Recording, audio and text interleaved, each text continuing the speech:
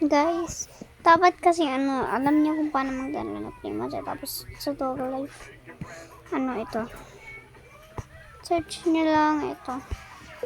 Wait lang, nag-open pa kasi ako eh. Wait lang.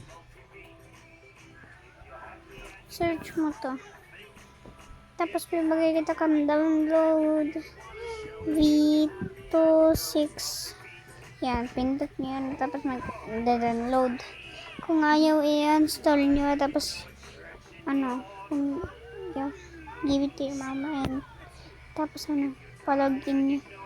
Tapos search nyo ulit Playmods.net. Tapos to.